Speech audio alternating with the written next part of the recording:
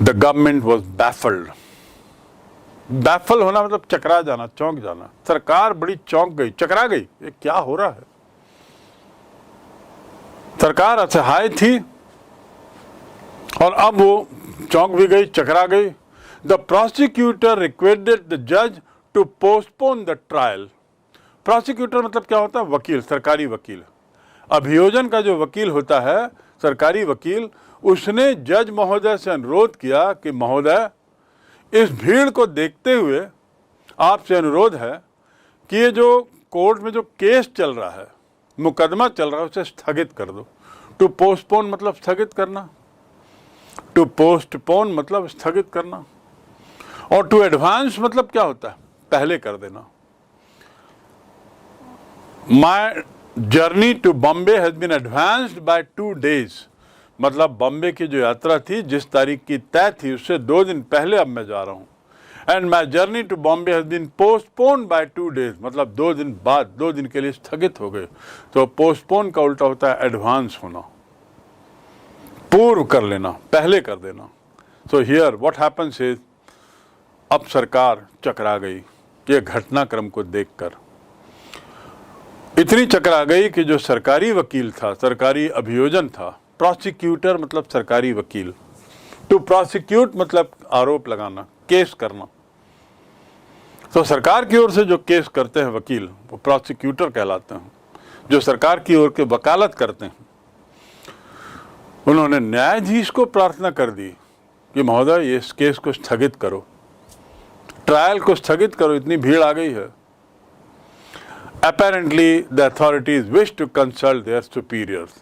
Actually ऐसा लगता है, ये साफ महसूस हो गया कि स्थगन मांग कर, apparently मतलब ये स्पष्ट था, जो दिखाई दे रहा था कि ये जो स्थगन मांग रहे थे, पोस्टपोनमेंट मांग रहे थे, वो शायद ये लोग अपने ऊपर के अधिकारियों से कंसल्ट करने के लिए समय चाह रहे थे एक्चुअली, कि क्या करें। उनको समझ में नहीं आ रहा था, क्या बोलें, क्या करें।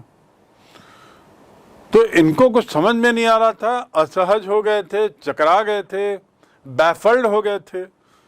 तो समय चाहिए था ताकि सरकार के उच्च अधिकारियों से बात करके आगे का रास्ता निकालें कि आगे क्या करना है। इसने तो पूरी अवहेलना कर दी हमारे आदेश की। गांधी ने तो अवहेलना की ही, कोर्ट ने उनको आदेश दिया, कोर्ट आओ।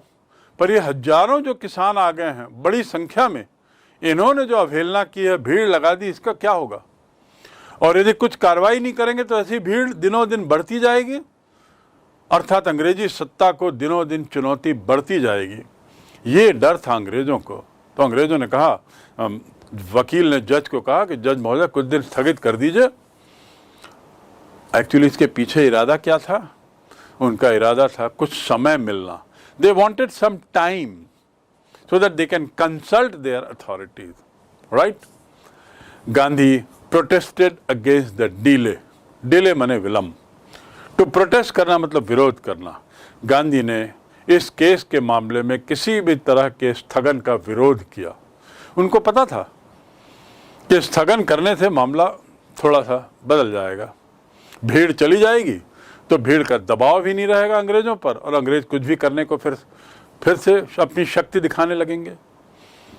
और भीड़ बार बार आती भी नहीं है। लेकिन ऐसा नहीं था उस समय। तो गांधी के कहने पर जितनी बार भीड़ उन्होंने चाही उतनी बार भीड़ आई, ना बुलाने पर भीड़ आती थी, जैसा यहाँ हुआ चंपारण में। तो Gandhi protested against the delay. To protest मतलब विरोध करना, डिले माने विलंब। He read a statement pleading guilty। ये देखिए, ये बहुत महत्वपूर्ण चीज है। उन्होंने एक वाक्य पढ़ा जज के सामने। सामान्यतः जज के सामने जो अपराधी के रूप में खड़ा किया जाता है, जिसमें यहाँ पे गांधी थे अपराधी, तो वो उस क्या कहता है?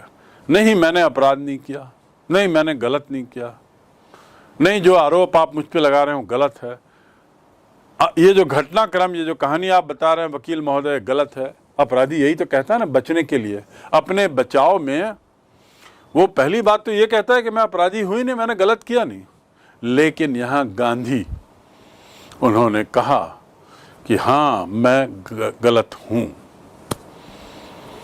गांधी ने इस देरी का विरोध ही नहीं किया, बल्कि उन्होंने एक वक्तव्य भी पढ़ा जिसमें उन्होंने अपना अपराध स्वीकार किया।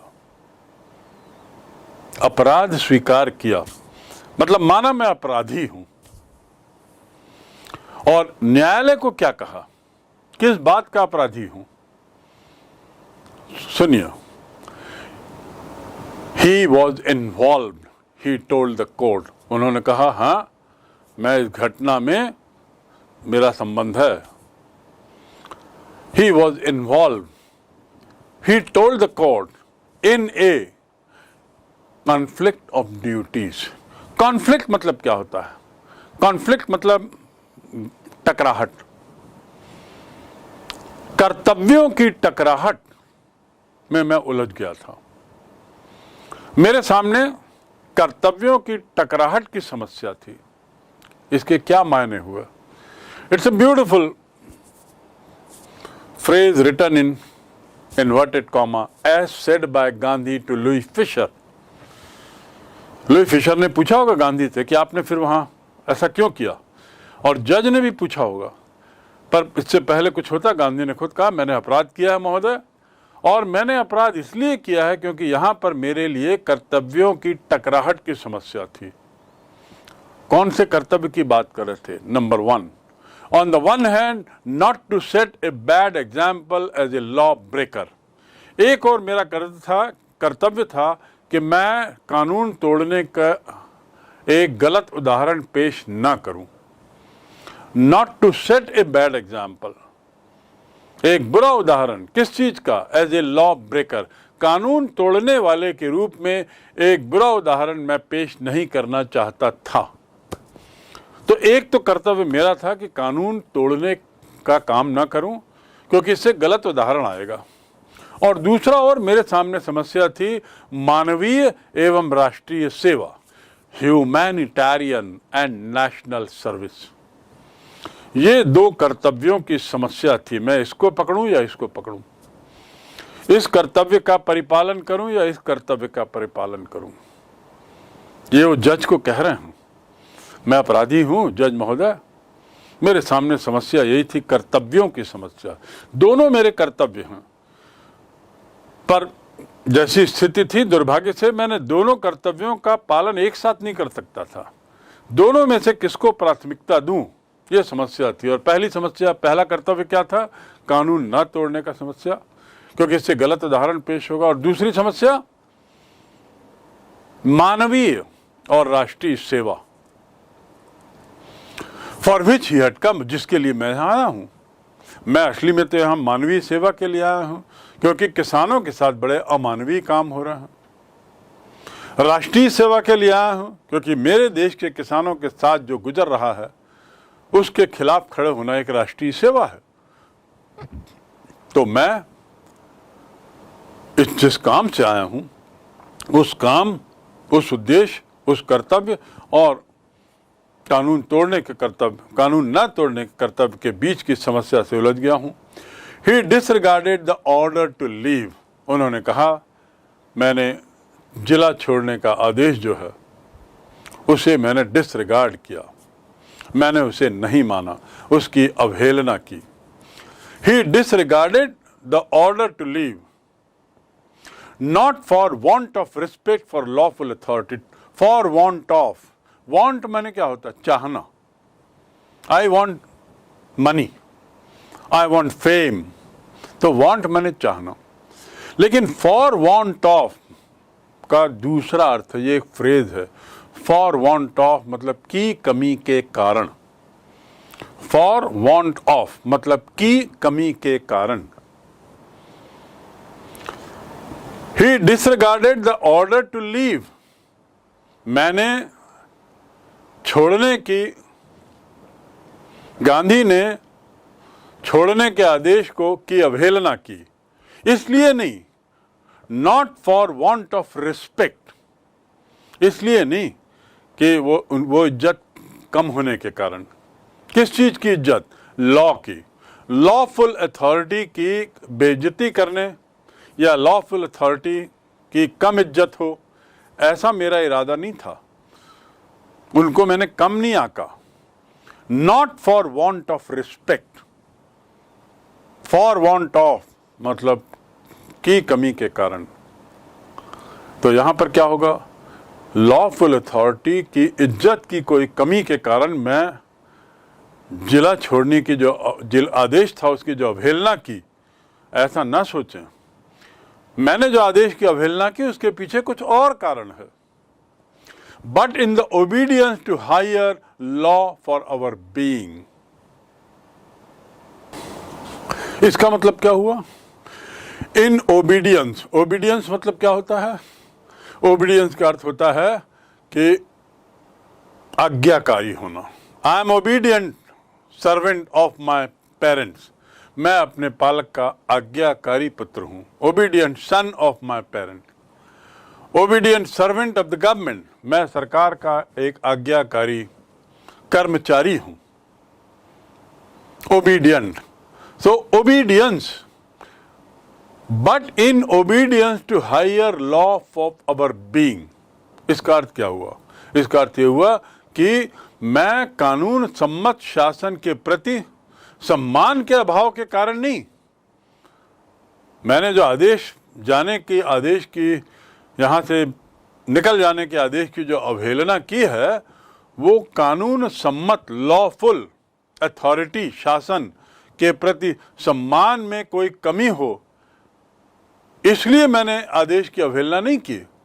सम्मान मैं पूरा करता हूं शासन का, कानूनी रूप से काम करने वालों का, लेकिन मैं इसलिए अवहेलना कर रहा हूं हमारे अस्तित्व के और भी बड़े कानून की आज्ञाकारिता के लिए, for our own existence, for being.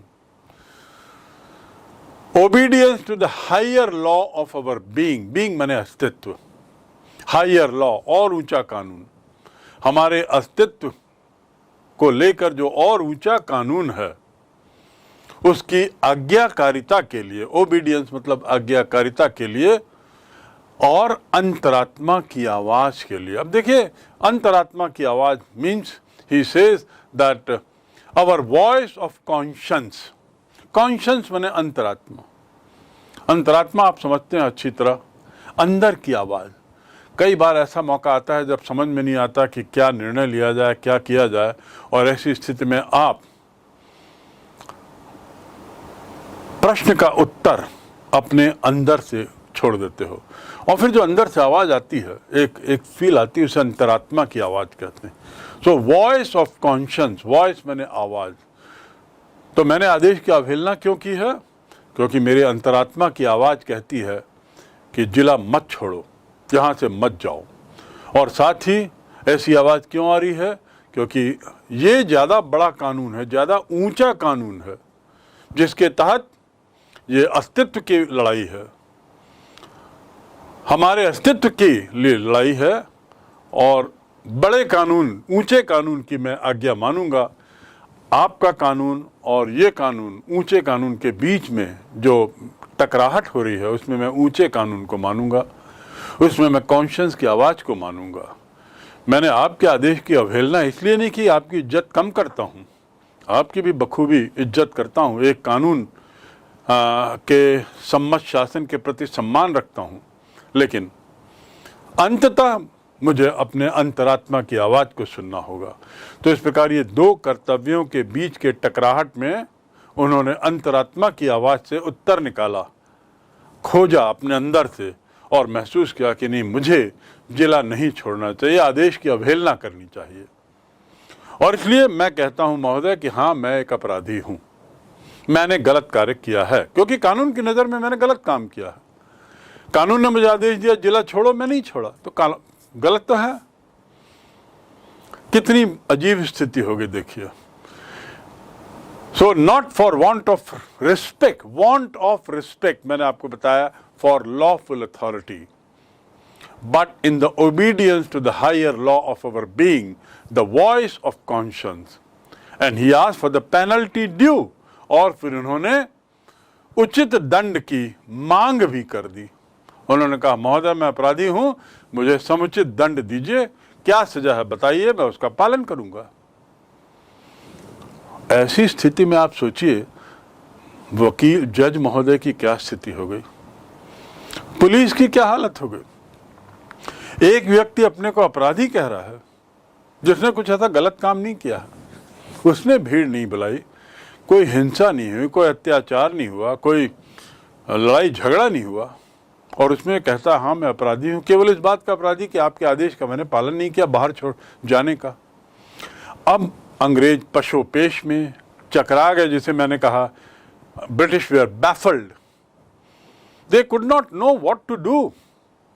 तो गांधी की एक खासियत थी, हर बार उन्होंने अंग्रेजों को ऐसी स्थिति में डाला जहां अंग्रेजों को समझ में नहीं आता था क्या करें, और यही गांधी की सफलता का एक बहुत बड़ा राज है। He always succeeded in putting the British to a corner, to a situation where we did not know what to do, how to come out of this situation. The magistrate announced that he would pronounce the sentence after a 2-hour recess.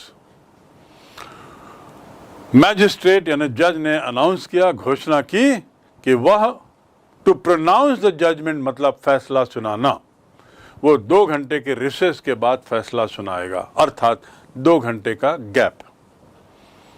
उस gap में वो अपना दलीलें पढ़ेगा, समझने की कोशिश करेगा, यानी कुछ समय लगेगा। तो वो समय, रिसेस मतलब आप स्कूल में सुनते हैं 15 मिनट का रिसेस हुआ, उसकी स्पेलिंग होती है RECESS। रिसेस मतलब break. There is a recess of 15 minutes. There is a break of 15 minutes के बदले हम कहते हैं there is a recess of 15 minutes. So the जज सेड, और टू प्रोनाउंस करना मतलब फैसला सुनाना, और प्रोनाउंस मतलब उच्चारण भी। Don't pronounce my name incorrectly, मेरे नाम का गलत उच्चारण मत करो। तो जज ने क्या कहा, announce that he would pronounce sentence मतलब सजा, और सेंटेंस मतलब क्या होता, वाक्य। तो यहाँ I have been sentenced to 5 year jail, मुझे 5 साल की सजा हुई है। टू सेंटेंस मतलब सजा देना, टू सेंटेंस मतलब सजा देना। तो यहाँ पर देखिए, magistrate announced that he would pronounce sentence after a 2-hour recess, 2 घंटे के ब्रेक के बाद वो सजा की घोषणा करेगा।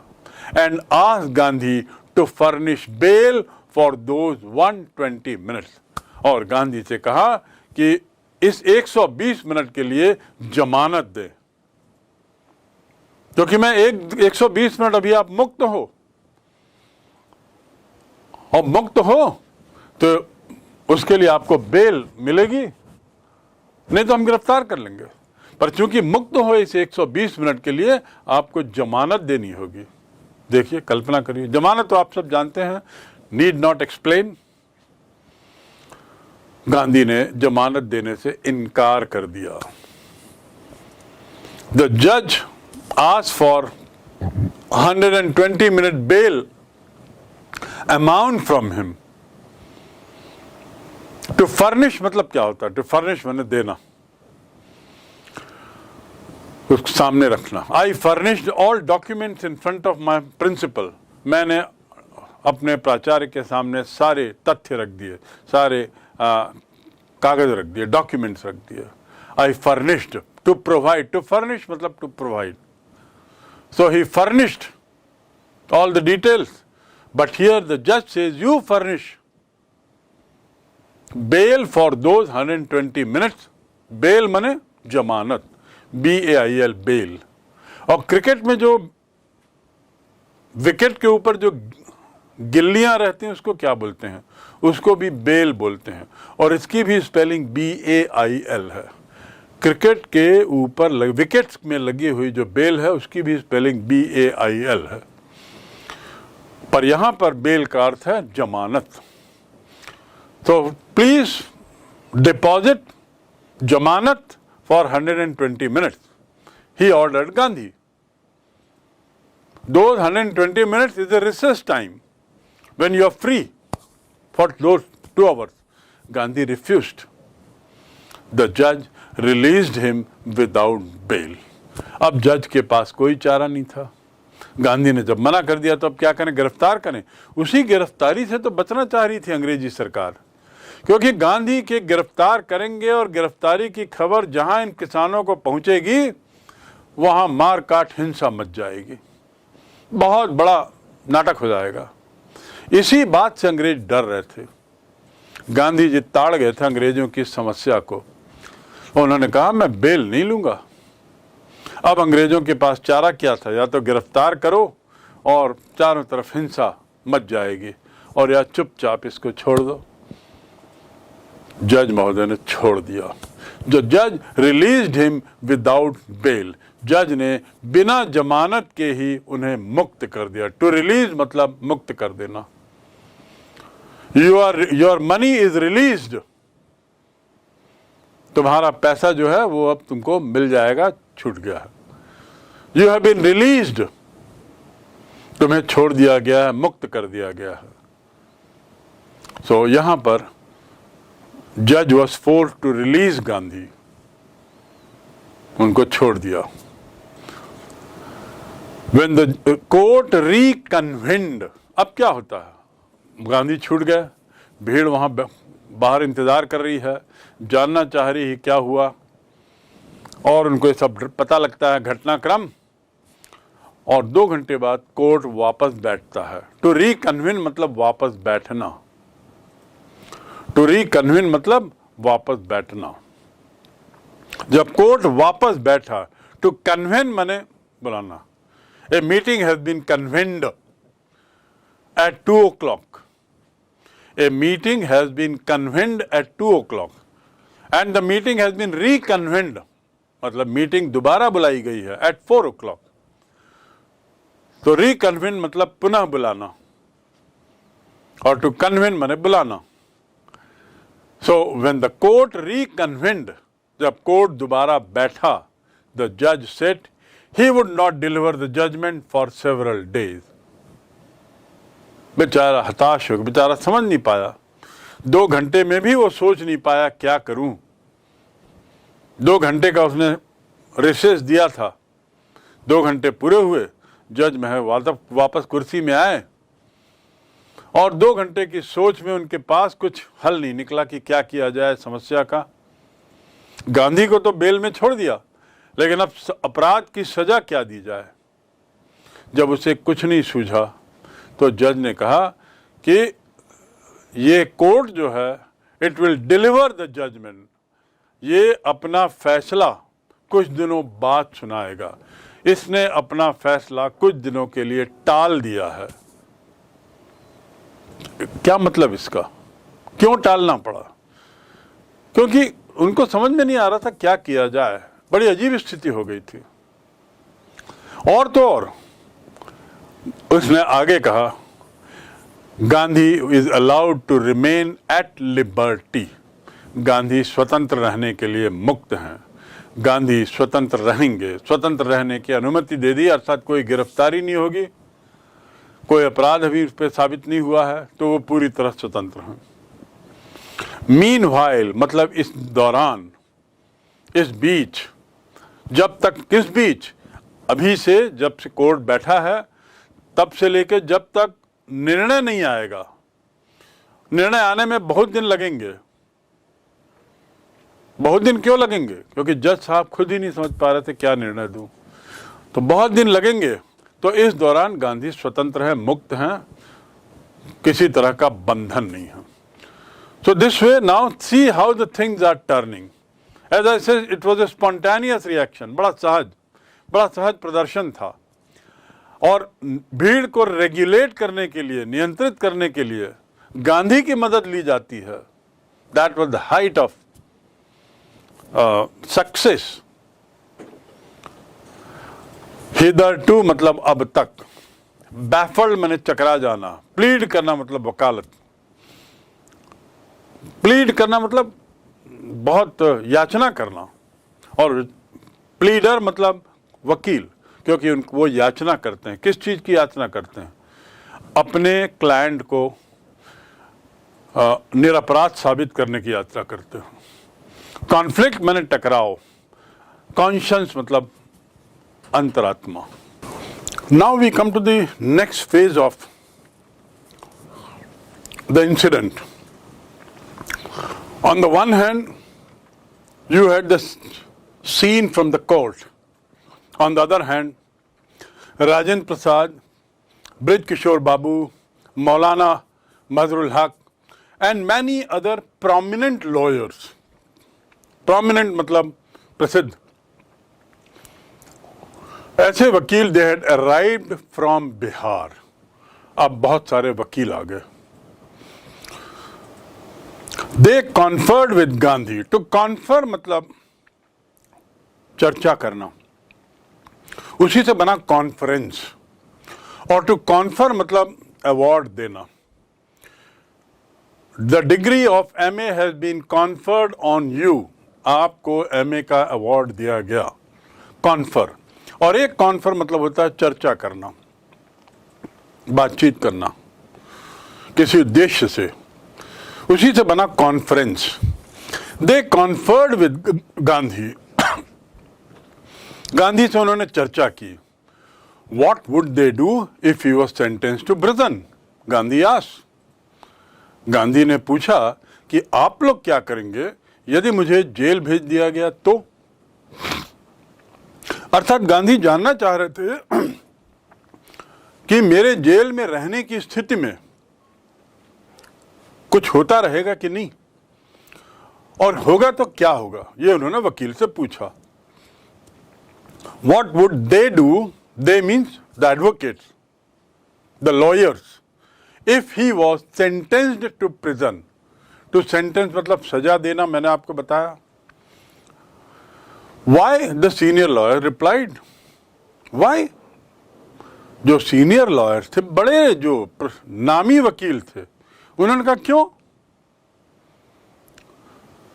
They had come to advise and help him. हम आपको सलाह देने और आपकी मदद करने के लिए आए हैं, तो ऐसा सवाल क्यों उठ रहा है? If he went to jail, there would be nobody to advise. यदि आप जेल जाएंगे तो हम एडवाइस किसे देंगे? कोई भी नहीं रहेगा. तो हम लोग we would give back home. हम लोग घर वापस चले जाएंगे. बड़ा सीधा साधा सरल उत्तर वकीलों ने गांधी को दिया. When Gandhi asked, what would you do when I am in jail? I am sentenced to jail. The vakil said very honestly, we have come here to advise you, to help you. When you will not be there, you will be in jail. Whom will we advise? We will go back. What about the injustice to the sharecroppers? Gandhi demanded. Gandhi ने मांग की. गांधी ने कहा, ऐसा सुनने पर वकीलों से उन्होंने कहा, व्हाट अबाउट द इनजस्टिस? जो शेयर क्रॉपर पर, जो फार्मर्स पे जो अन्याय हो रहा है, उसका क्या होगा? आप लोग मेरे को एडवाइस देने आए, मेरी मदद करने के लिए आए, और मैं जेल गया तो आप वापस चले जाएंगे, तो यहाँ जो इन पे अन्याय हो रहा है, जिसके लिए मैं यहाँ आया हुआ हूँ, उसका क्या होगा? The lawyer withdrew to consult. Gandhi के सवाल पर तो विथड्रॉ मतलब पीछे हटना. वकील लोग अब पीछे हट गए, पर्दे के पीछे चले गए, कंसल्ट किया, एक दूसरे से बातचीत की, चर्चा की गांधी के सवाल पर कि इन पर जो अन्याय हो रहा है, इस पर क्या होगा, इसके बारे में आपका क्या कहना है. तो सब वकीलों ने सलाह मशवरा किया. They consulted each other. Rajendra Prasad has recorded the upshot.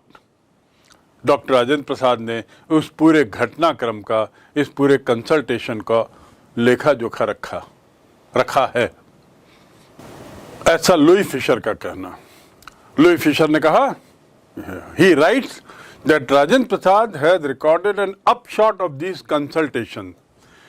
इस पूरे चर्चा का निष्कर्ष, निचोड़ राजेंद्र प्रसाद ने लिख के रखा है.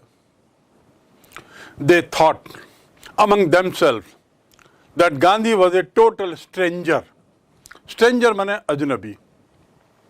राजेंद्र प्रसाद क्या लिखते हैं? He writes that these advocates thought that Gandhi was a total अजनबी.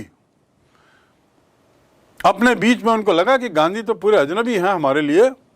And yet he was prepared to go to prison.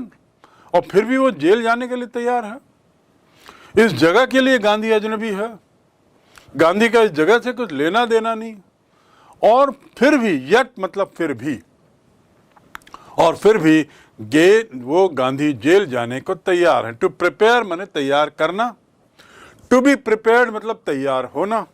तो Gandhi was prepared to go to prison for what? For the sake of, के लिए, for the sake of मतलब के लिए, किसानों के लिए। एक अजनबी आदमी जिनका इन किसानों से, इस जगह से कोई लेना देना नहीं, वो जेल जाने के लिए तैयार है। And if they on the other hand, being not only resident of the adjoining areas but also those who claim to have served these peasants should go home, it would be shameful desertion. इस पूरे discussion का जो पर्दे के पीछे गांधी के सवाल को लेकर हुआ, उसका निचोड़ राजेंद्र प्रसाद लिखते हैं और वो कहते हैं, उन्होंने कहा कि एक और गांधी इन जो अजनबी हैं, जिनके लिए ये जगह अजनबी है, वो जेल जाने के लिए तैयार हैं। दूसरी ओर ये वकील जो न केवल आसपास के जिलों के निवासी हैं, ऑन द अदर हैंड, दूसरी ओर, on the one hand, on the other hand. On the one hand, you are a smart student, on the other hand, you are quiet student. एक और तुम बहुत स्मार्ट विद्यार्थी हो, वहीं दूसरी ओर तुम बड़े शांत प्रिय। So on the one hand and on the other hand. So on the one hand, Gandhi was stranger and yet he was willing to go to jail for them. On the other hand, the advocates of nearby places, resident of adjoining district, adjoining मतलब आसपास, adjoining district, आसपास के जिलों के वकील, और साथ ही वो वकील जो अपने को कहते हैं, दावा करते हैं कि हम किसानों की सेवा करने के लिए आए हैं। कहते थे ना कि किसानों की सेवा हम करते हैं, कोर्ट में उनका केस लड़ते हैं। तो यदि किसानों की सेवा करने आए हो तो क्यों जा रहे हो? So the advocates felt our going will be bad because we are from adjoining districts, we are from nearby places and we say that we are serving these peasants, और हम कहते हैं कि हम किसानों की सेवा कर रहे हैं, तो हम घर कैसे जाएं? It would be shameful desertion. ये एक शर्मनाक डिजर्ट करना मतलब छोड़ देना, त्याग कर देना। किनको त्याग देना? किसानों को। दूसरे शब्दों में ये शर्मनाक घटना होगी, शर्मनाक धोखा होगा। अर्थात गांधी के सवाल पूछने पर कि मेरे जेल जाने पर आप क्या करेंगे, और जब उन्होंने कहा हम घर चले जाएंगे, तो गांधी ने कहा भाई फिर किसानों का क्या होगा? इस पर जब बहुत विचार विमर्श हुआ तो इनका दिमाग जागा और वकीलों को लगा कि नहीं भाई, जब गांधी जैसा आदमी जेल जाने को तैयार है इन अजनबी लोगों के लिए, अनजानों के लिए, तो हम लोग तो इन किसानों के साथ रहते हैं, उनकी सेवा करते हैं, तो हमारा जाना, इन किसानों को छोड़ देना, इन किसानों को परित्याग हटा देना और घर चले जाना एक बहुत बड़ा शर्मनाक धोखा होगा। This is what Rajendra Prasad writes in his upshots as told by Louis Fischer. They accordingly went back to Gandhi. Accordingly means tadanusar. Tadanusar, they went back to Gandhi and told him they were ready to follow him into jail. Now see how the advocate changed their stand, how the minds of advocate changed, got changed. They told Gandhi, we are willing to go with you to jail for this purpose, to follow him into jail. We will not go back home. The battle of Champaran is won. Gandhi ने कहा चंपारण का युद्ध हम जीत गए। चंपारण की लड़ाई अब जीती जा चुकी है। द बैटल, बैटल माने छोटी लड़ाई, वॉर मतलब बहुत बड़ी लड़ाई जो जिसमें युद्ध होता है, वास्तव में खून खराबा बहुत होता है। तो द बैटल ये तो छोटी लड़ाई है, लेकिन लड़ाई तो है, अब हम जीत गए। जैसे ही वकीलों ने कहा कि हम आपके साथ जेल जाने को तैयार हैं, हम घर नहीं जाएंगे, this was another turning point, ये एक दूसरा बहुत बड़ा मोड़ था। गांधी एक्सक्लेम्ड, टू एक्सक्लेम मतलब बहुत खुशी से कुछ कहना, भाव विभोर होकर कहना। गांधी ने भाव विभोर होकर कहा, अब हमने लड़ाई जीत ली। अर्थात वकील्स have also come on my side, farmers are already on my side, that means my stand is correct. Then he took a piece of paper and divided groups into pairs and put down the order in which each pair was to court arrest. To court arrest मतलब court का अर्थ यहाँ पे न्यायालय नहीं है। To court arrest मतलब गिरफ्तार होना, गिरफ्तार होना। ही कोर्टेड अरेस्ट मतलब उसने फिर गिरफ्तारी दी। जब उन्होंने कहा वकीलों ने हम आपके साथ जेल जाने के लिए तैयार हैं, तो गांधी ने कागज लिया, कागज में पेयर में वकीलों के नाम लिखे और उस क्रम में लिखे जिस क्रम में वो लोग जेल जाएंगे यदि जरूरत पड़ी तो। Divided the group of advocates into pairs, pair माने जोड़ी, and put down their order, order मतलब आदेश नहीं, ऑर्डर माने क्रम, उनका क्रम लिखा। In which each pair was to court arrest, उन्होंने बकायदा लिख दिया कि कौन किस क्रम में जेल जाएगा यदि ऐसी नौबत आई तो। Several days later Gandhi received a written communication from magistrate. Several days, बहुत दिनों बाद, कई दिनों बाद गांधी को मैजिस्ट्रेट से एक लिखित संदेश मिलता है। कम्युनिकेशन मतलब संदेश, लिखित संदेश मिलता है मैजिस्ट्रेट से, वही जिसने कहा था कि कई दिन बाद मैं इस पे निर्णय दूंगा। उनको बताया गया that the lieutenant governor of the province had ordered the case to be dropped। उस कम्युनिकेशन में क्या लिखा था उस संदेश में कि जो लेफ्टिनेंट गवर्नर है, गवर्नर जनरल नहीं, लेफ्टिनेंट गवर्नर, उपराज्यपाल, उन्होंने आदेश दिया है कि गांधी के विरुद्ध जो मामले हैं उसे निरस्त कर दिया गया, उसे निरस्त कर दिया जाए। Case to be dropped, drop मतलब गिराना, केस गिरा दिया जाए, अर्थात केस को रद्द माना जाए, निरस्त कर दिया जाए, केस ही नहीं बनता।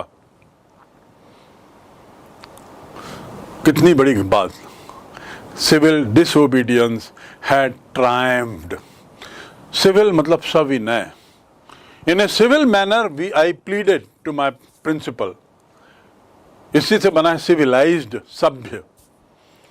तो सिविल मतलब सविनय, डिसोबीडियंस मतलब मैंने आपको बताया अवज्ञा, अवहेलना, विरोध।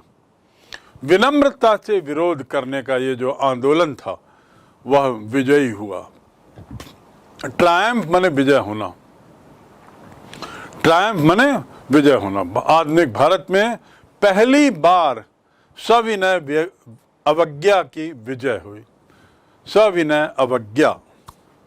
Lieutenant Governor of the province ordered the case to be dropped. Civil disobedience had triumphed. See the pronunciation, triumphed. Triumphed. सविनय अवज्ञा की विजय हुई। The first time in modern India. आधुनिक भारत में इस प्रकार पहली बार विनय पूर्वक आदेशों की अवहेलना की विजय हुई। अब घटनाक्रम दूसरा मोड़ लेता है। देखिए कैसे घटना एक के बाद एक चल रही है। Now Gandhi and the lawyers now proceeded to conduct a far flung inquiry. Far flung मतलब दूर दराज क्षेत्रों में व्यापक रूप से एक इंक्वायरी कराई। इंक्वायरी मतलब जांच। दूर दराज इलाकों में बड़े व्यापक स्तर पर गांधी और वकीलों ने मिलकर, टू प्रोसीड मतलब आगे बढ़ना, योजना बनाना। Let us proceed with our decision, चलो अब अपने निर्णय के अनुसार अपन आगे बढ़ें। तो गांधी और वकीलों ने एक व्यापक जांच की योजना बनाई। किस बात की जांच? Into the grievances of the farmers. Grievances मतलब उनकी शिकायतें, उनकी समस्याएं। किसानों की समस्याओं और शिकायतों को लेकर एक व्यापक स्तर पर जांच करेंगे हम, ऐसी उन्होंने योजना बनाई। Depositions by about 10,000 farmers were written down. Deposition मतलब बयान लिया जाना, बयान, डिपोजिशन। 10,000 से ज्यादा किसानों के बयान दर्ज किए गए। काश्तकारों के जो बयान दर्ज किए गए उनके साथ अन्य प्रमाण भी रखे गए, टिप्पणियां तैयार की गई। 10,000 farmers, they were written down, depositions and notes made on other evidences. Evidence माने प्रमाण, अन्य प्रमाणों पर नोट्स बनाए गए। अर्थात प्रमाणों के साथ अपनी जांच को ये पूरी करना चाहते थे। Many documents were collected. बहुत सारे दस्तावेज इकट्ठे किए गए, जुटाए गए। The whole area throbbed with the activity of, वो जो पूरा एरिया था वह इन जांचकर्ताओं की गतिविधि और जमींदारों का विरोध। जितना ही जांचकर्ता जांच कर रहे थे, किसानों से बयान ले रहे थे, उतना ही जमींदार गरमाते थे, गर्म हो रहे थे और जोरदार विरोध कर रहे थे। पर उसकी कोई चिंता गांधी और वकीलों को नहीं थी, क्योंकि किसानों की संख्या बहुत बड़ी, जमींदारों की संख्या कम होती है। दस्तावेज जुटाए गए। The whole area throbbed. To throb मतलब स्फूर्ति होना, थ्रॉबिंग विथ एनर्जी। पूरी एनर्जी तुम में दिखाई दे रही है, परिलक्षित हो रही है। So the whole area throbbed with activities of investigators. Investigator मतलब ये जांच करता, जो लोग किसानों से इंटरव्यू, सवाल जवाब करके बयान लिखते थे, रिकॉर्ड इकट्ठे कर रहे थे, कागजात इकट्ठे कर रहे थे। और कागज रिकॉर्ड किसके खिलाफ थे? जमींदारों के खिलाफ थे।